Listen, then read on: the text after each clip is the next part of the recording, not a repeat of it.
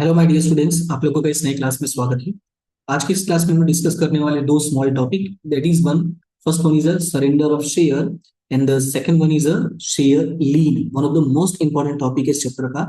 छोटा सा टॉपिक है, आपके 2 मार्क्स में एग्जाम में आ जाते हैं। इन सम टाइम आपको डेफिनेशन के तौर पे भी आ जाता है, what is meaning of surrender of share and what is meaning of share of lean. Right, तो स्टार्ट करते हैं दोनों टॉपिक और समझते हैं क्या होता है। तो सबसे पहले मैं आपको बेसिक वे में एक्सप्लेन करता हूँ, देन हम बुक किस लैंग्वेज में चलते हैं।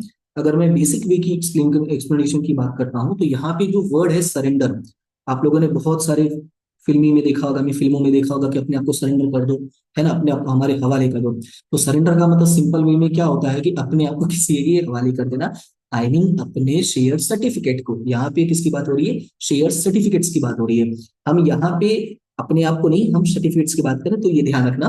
ओके, तो सरेंडर का मतलब ही क्या होता है कि जब आप अपनी इच्छा से, दैट इज वॉलंटियरली, आप अपने शेयर सर्टिफिकेट्स को किसको दे देते हो? कंपनी को देना चाहते हो, then that is known as surrender of share. Clear है इतना? तो ये बेसिक मीनिंग हो गया। डेफिनेशन पे चलते हैं। Surrender of shares refers to the voluntary return of share certificate. ये वर्ड याद रखना। क्या? Voluntary return of share certificate by share holders to the company. This concept applies to physical certificates only as electronic shares do not require certificates। अब याद रखना है कि सरेंडर वाला जो केस है वो सिर्फ और सिर्फ फिजिकल के केस में अप्लाई होता है। क्वेश्चन है फिजिकल के केस में ही क्यों? क्योंकि इलेक्ट्रॉनिक वाले में तो सर्टिफिकेट होता ही नहीं है, तो कोई प्रॉब्लम ही नहीं है।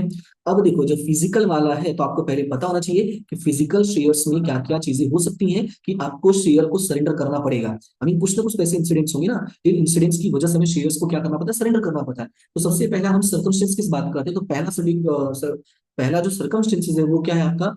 Ton share certificate. It means कि आपका जो शेयर सर्टिफिकेट इतना ज्यादा पुराना हो गया था कि वो क्या हो गया? डैमेज हो गया या तो फट गया। टॉन का मतलब फट गया, टीयर का नेक्स्ट फॉर्म है, आई मीन सेकंड फॉर्म है टॉन।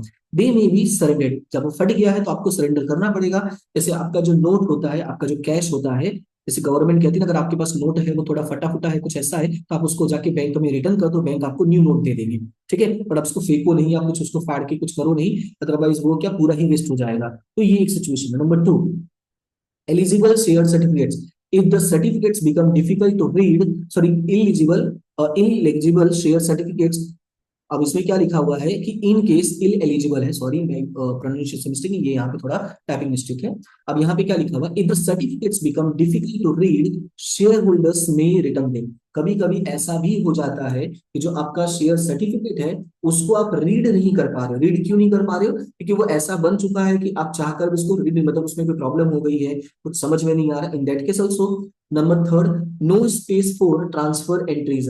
अब जो आपका शेयर है वो ऐसा हो गया है कि उसमें स्पेस ही नहीं बचा। मतलब आपको पता है, हमने रीड किया था ये टॉपिक प्रीवियस में, कि जब हमें शेयर को ट्रांसफर करना होता है तो जो हमें सर्टिफिकेट्स है वो कंपनी को रिटर्न करना होता है। फिर उसमें नए शेयर होल्डर का, जो न्यू शेयर होल्डर का नेम होगा वो ऐड होगा, फिर वो उसके पास जाएगा, फिर उसको किसी को देना होगा, तो उसमें फिर से न्यू ऐड होगा। तो इतना ऐड हो गया है कि देयर इज नो स्पेस। तो याद रखना है, अब नो स्पेस है तो आपको नया सर्टिफिकेट चाहिए होगा। And the fourth one is the consolidation of shares. Consolidation का मतलब होता है when shares are being consolidated into smaller number of higher value share। मतलब क्या है smaller number of higher value shares का? मतलब ये है, जैसे एज्यूम करो 10 रुपीज के शेयर्स थे और आपके पास 1000 शेयर्स थे। कितने शेयर्स थे? 1000। अभी जो 10 रुपीज का शेयर है, now it is converting into 100 rupees. तो अभी आपको जो 1000 का शेयर था वो अभी आपके पास कितना बचेगा? सिर्फ 100 बचेगा। तो ये क्या होगा? कंसोलिडेशन हो गया। अब वो जो नंबर ऑफ शेयर्स थे वो क्या हो गए? आपकी चेंज कर दिए गए। यानी जो नंबर ऑफ वैल्यूज थी, अभी नंबर ऑफ शेयर्स थे, वो पहले कितना था? नंबर ऑफ शेयर्स आपके पास 1000 नंबर ऑफ शेयर्स था, अभी कितना हो गया? सिर्फ 100 हो गया। तो उसको कंसोलिडेशन बोलते हैं कि स्मॉलर वैल्यू में कन्वर्ट कर दिया, यानी स्मॉलर नंबर ऑफ शेयर्स में कन्वर्ट कर दिया। The next one is sub division of shares when shares are being subdivided into larger number of lower value share। Second example के लिए इसको इसमें कन्वर्ट कर देना। जो ये है आपका, ये फोर्थ का एग्जांपल है, और यही आपका हो गया फिफ्थ का एग्जांपल, कि आपके पास 100 रुपीज के शेयर्स थे, उसको किसमें कन्वर्ट कर दिया? 10 रुपीज के शेयर में कन्वर्ट कर दिया। तो ये आपका बन जाएगा sub division of shares. Clear है इतना? तो ये आपका छोटा सा टॉपिक है। टॉपिक का नाम क्या है? Surrender of shares. अभी चलते हैं नेक्स्ट वन पे। तो नेक्स्ट है आपका यहाँ पे, ये टॉपिक से याद रखना, two torns share certificate, illegible share certificates, no space for transfer entries, consolidation of shares and subdivision of shares. Clear है इतना?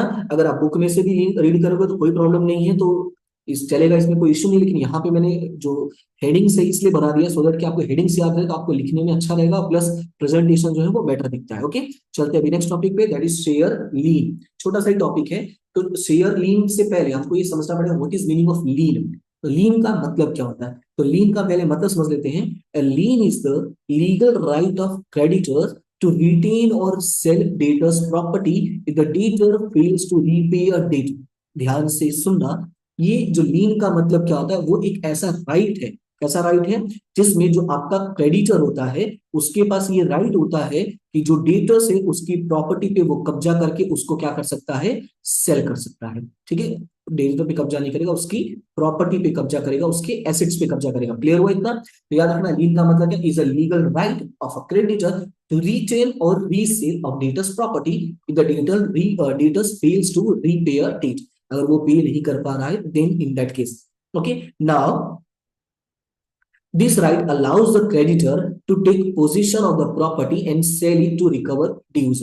मतलब ये जो राइट है वो यही एक्सप्लेन करता है कि अगर क्रेडिटर्स के पैसे टाइम पर वापस नहीं मिलते हैं तो वो बायर की, जो डेटर्स होता है उनकी प्रॉपर्टी को अपने कब्जे में ले सकता है। पोजीशन का मतलब होता है अपने हक में ले सकता है और वो उसको सेल करके अपने पैसे रिकवर कर सकता है।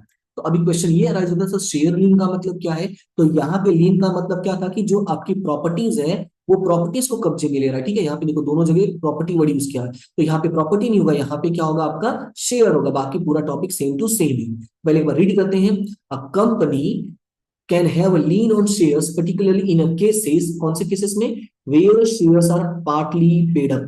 मतलब जहां पे शेयर्स का पूरा पैसा नहीं भरा है, इन दैट केस कंपनी के पास ये राइट अपने आप आ जाता है। If the share holders fails to pay due amounts such as unpaid call money, कोई पैसा उसने पे नहीं किया है, जैसे हमने क्लास में रीड भी किया था इंस्टॉलमेंट वाला जिसमें शेयर कॉल था, उसमें मैंने एक्सप्लेन किया था कि जो कंपनी है वो इंस्टॉलमेंट में पैसे मंगाती, first call, second call, third call, final call. तो अगर आप इसमें से कोई कॉल पे नहीं कर पाए तो कंपनी के पास राइट आ जाता है। क्या राइट आता है, has the right to retain और sell these shares to recover the unpaid amount, यानी जो पैसे आपने पे नहीं किए हैं उस पैसे को वो वापस मार्केट से लेने के लिए आपके शेयर्स को क्या कर सकते हैं, फोरफिट कर सकते हैं ना।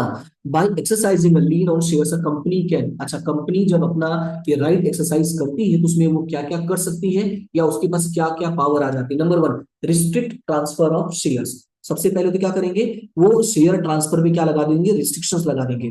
नंबर टू में क्या लिखा है, restrict dividend payment, dividend payment पे भी क्या लगा देंगे, रिस्ट्रिक्शन लगा देंगे। And third, restrict bonus share, bonus share पे भी रिस्ट्रिक्शन लगा देंगे।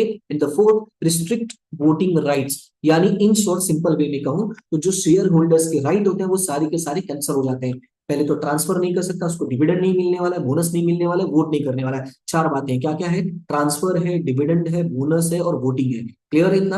अब मतलब क्या लिखा है, the company can prevent the transfer of partly paid up shares until the outstanding payments are made by the share holders. So in that case अगर उसको ट्रांसफर करना है तो पैसे तो देने ही पड़ेंगे, फंस गया बेचारा। Restrict dividend payment, the company can with hold dividend payments on shares, मतलब उनका जो डिविडेंड पेमेंट है उसको क्या कर सकते हैं, रोक देते हैं। That are subjected to lien until the share holders clears the unpaid amount, जब तक वो पूरे पैसे पे नहीं करते उनका लीन का राइट जो है वो कैंसिल नहीं होता, या जब तक वो राइट है तब तक वो उसको नहीं पे करेंगे। और जब आपने अनपेड अमाउंट पे कर दिया तो लीन का राइट क्या होगा, कैंसिल हो जाएगा, तो आप पे उसको डिविडेंड को पे करना पड़ेगा। ठीक है, now the restrict bonus shares, the company can restrict the issue of bonus shares on partly paid up shares under the lien until the dues are settled. अगर मान लो कंपनी ने डिक्लेयर किया है कि जिनके पास 4 शेयर उनको 1 शेयर मिलने वाला है बोनस में, और आपके पास 16 शेयर्स यानी आपको 4 बोनस में मिलने वाला था। प्रॉब्लम ये है कि आपने ये जो 16 है वो पार्टली पेड अप है। पार्टली पेड अप का मतलब कि आपने पूरे पैसे नहीं दिए हैं, और अगर आपको ये 4 शेयर चाहिए तो पार्टली को पहले क्या कन्वर्ट करना पड़ेगा, फुल्ली में कन्वर्ट करना पड़ेगा। और फुल्ली में कन्वर्ट कब होगा, जब आप पूरे पैसे पे करोगे। The last one is a restrict voting rights, the company may prevent the shareholders from exercising their right to vote at company meeting if their shares are subject to lien। In short आपको बोलने का जो right मिला था, अधिकार मिला था कि जाके मीटिंग में बोल सकते हो, वो राइट क्या हो जाएगा, कैंसिल हो जाएगा। रीजन क्या है, आप अनपेड वाले हो। आप अनपेड वाले हो तो आपको बीच में बोलने का राइट नहीं है, तो अगर आपको बीच में बोलना है तो आपको पहले क्या करना पड़ेगा, आपको पूरी पेमेंट करना पड़ेगा। क्लियर हुआ? नहीं, जो जनरल मीटिंग्स होती है उसमें आप बोल नहीं पाओगे, वोटिंग नहीं कर पाओगे। क्लियर हुआ इतना? तो ये था आपका second topic that is share lean. I hope कि दोनों टॉपिक क्लियर होगा। एक है आपका सरेंडर ऑफ शेयर्स और दूसरा क्या है आपका शेयर लीन। क्लियर है इतना? तो आई होप कि ये टॉपिक आपको समझ में आ गया होगा, और कोई भी डाउट रहेगा तो आप शेयर कर सकते हो। फिलहाल अभी के लिए इतना ही, मिलते हैं नेक्स्ट वीडियो में, तब तक के लिए thank you so much and have a good day.